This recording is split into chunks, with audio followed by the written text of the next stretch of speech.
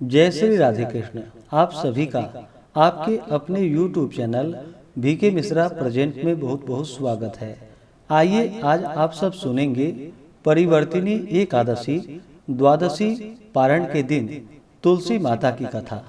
जो भी भक्त सच्ची श्रद्धा के साथ भगवान विष्णु का पूजन करते हैं, भगवान शालिग्राम का पूजन करते हैं, माता तुलसी का पूजन करते हैं, एकादशी का व्रत करते हैं, इससे भगवान श्री हरि विष्णु अति प्रसन्न होते हैं और अपना कृपा प्रदान करते हैं।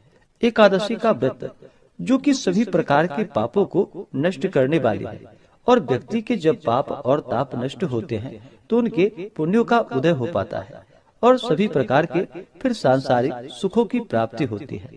हिंदू धर्म में तुलसी का बड़ा ही विशेष महत्व माना गया है। माता तुलसी जो कि अपने भक्तों के सभी प्रकार के पापों को नष्ट करने वाली है और भगवान विष्णु को जो कि तुलसी दल अति प्रिय होता है। बिना तुलसी दल के भगवान विष्णु उस पूजन को स्वीकार नहीं करते हैं और जहाँ पर भी तुलसी का वृक्ष होता है वहाँ पर यम के दूत भी असमय नहीं आते जाते। इसलिए चाहिए कि माता तुलसी का पूजन करे और तुलसी वृक्ष के नीचे जो कि दीपक जलाने चाहिए। इससे माता तुलसी अपना कृपा प्रदान करती है। माता तुलसी का विवाह जो कि भगवान शालिग्राम के साथ विधि विधान के साथ कार्तिक के महीने में किया जाता है और प्रत्येक दिन भगवान विष्णु का पूजन करना चाहिए। भगवान विष्णु के पूजन के साथ साथ माता तुलसी का पूजन करते हुए कथा भी श्रवण करना चाहिए। इससे भगवान विष्णु और माता तुलसी का कृपा प्राप्त होता है। तो आइए सुनते हैं द्वादशी पारण के दिन तुलसी माता की कथा। अगर आप एकादशी व्रत द्वादशी पारणा तिथि के दिन ब्राह्मण दक्षिणा, अन्नदान, वस्त्रदान, गौदान आदि के लिए देना चाहते हो तो आप अपनी श्रद्धा और सामर्थ्य के अनुसार हमें डिस्क्रिप्शन में जाकर के वहां से गूगल पे, फोन पे या अकाउंट नंबर के माध्यम से आप अपने श्रद्धा और सामर्थ्य के अनुसार हमें ब्राह्मण दक्षिणा प्रदान कर सकते हैं। तो बोलिए प्रेम से माता तुलसी की जय, भगवान श्री हरि विष्णु की जय, माता लक्ष्मी की जय, भगवान शालिग्राम की जय, एकादशी माता की जय, सर्व देवी देवता की जय। तुलसी से जुड़ी हुई एक कथा जो कि बड़ी ही प्रचलित है। श्रीमद् देवी भागवत पुराण में इनके दिव्य अवतरण की दिव्य लीला कथा भी बताई गई है। एक बार भगवान शिव ने अपने तेज को समुद्र में फेंक दिया। उससे एक महातेजस्वी बालक ने जन्म लिया। यह बालक जो कि आगे चलकर जालंधर के नाम से पराक्रमी दैत्य राजा बना। इसकी राजधानी का नाम जो कि जालंधर नगरी पड़ा। दैत्यराज काल नेमी की कन्या वृंदा का विवाह जालंधर से हुआ। जालंधर जो कि महाराक्षस था, अपनी सत्ता के मद में चूर होकर उसने माता लक्ष्मी को पाने की कामना से युद्ध किया, परंतु समुद्र से ही उत्पन्न होने के कारण माता लक्ष्मी ने उसे अपने भाई के रूप में स्वीकार किया।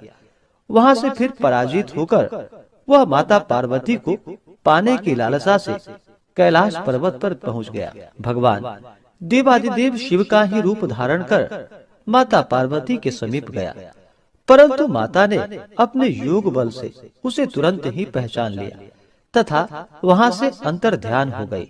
देवी पार्वती ने क्रुद्ध होकर सारा वृतांत भगवान विष्णु को सुनाया। जालंधर की पत्नी वृंदा अत्यंत ही पतिव्रता स्त्री थी। उसी के पतिव्रत धर्म की शक्ति से जालंधर ना तो मारा जाता था और ना ही पराजित होता था। इसलिए जालंधर का नाश करने के लिए वृंदा के पतिव्रत धर्म को भंग करना बहुत ही जरूरी था। इसी कारण भगवान विष्णु ऋषि का वेश धारण कर वन में पहुँचे। वहाँ वृंदा अकेली ही भ्रमण कर रही थी, वहाँ पर घूम रही थी। भगवान के साथ दो मायावी राक्षस भी थे, जिन्हें देखकर वृंदा भयभीत हो गई।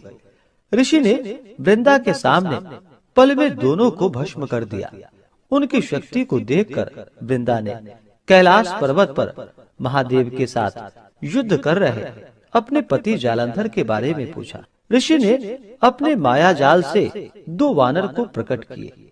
एक वानर के हाथ में जालंधर का सिर था तथा दूसरे के हाथ में धड़ था। अपने पति की यह दशा को देखकर वृंदा मूर्छित होकर वहीं पर गिर पड़ी। होश में आने पर उन्होंने ऋषि रूपी भगवान से विनती की कि वह उसके पति को जीवित करे। भगवान ने अपनी माया से पुनः जालंधर का सिर धड़ से जोड़ दिया, परंतु स्वयं भी वह उसी शरीर में प्रवेश कर गए। वृंदा को इस छल का जरा भी पता न चल पाया।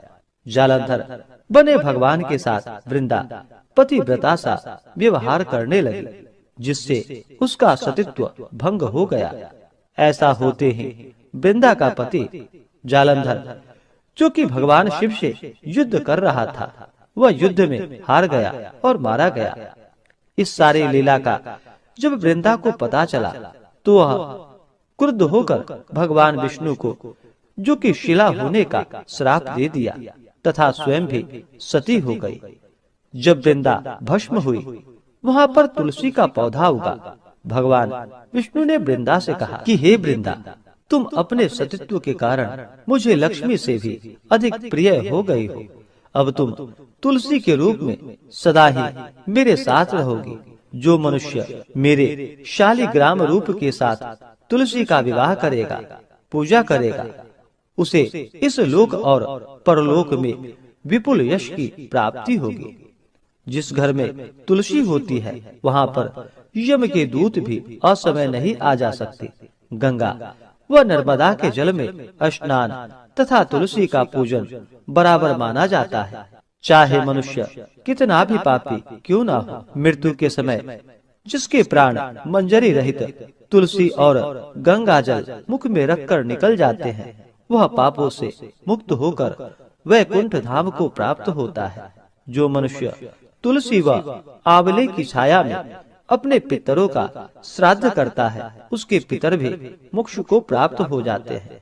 इस प्रकार से जो भी भक्त सच्ची श्रद्धा के साथ भगवान विष्णु का पूजन करते हैं, भगवान विष्णु को तुलसी दल अर्पित करते हैं, भगवान शालिग्राम का पूजन करते हैं, माता तुलसी का पूजन करते हैं, भगवान शालिग्राम के साथ माता तुलसी का विवाह संपन्न करते हैं, उन्हें विपुल यश की प्राप्ति होती है तथा सभी प्रकार के पापों का नाश होता है तथा सभी प्रकार के मनोरथ सिद्ध होते हैं। तो बोलिए प्रेम से भगवान विष्णु की जय, माता लक्ष्मी की जय, तुलसी माता की जय, भगवान शालिग्राम की जय, सर्वदेवी देवता की जय।